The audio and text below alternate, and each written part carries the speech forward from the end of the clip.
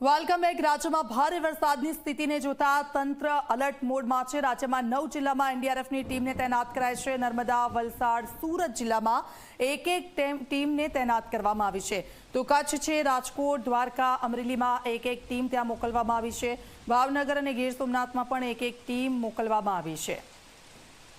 હિતલ અમારી સાથે જોડાઈ ગયા છે। હિતલ, ભારે વરસાદ વરસી રહ્યો છે અને સાવચેતીના પગલાં પણ ભરવામાં આવી રહ્યા છે। વધુ વરસાદ થાય તેના માટે તેને એનડીઆરએફની ટીમ અલગ અલગ જગ્યાઓ પર મૂકવામાં આવી છે।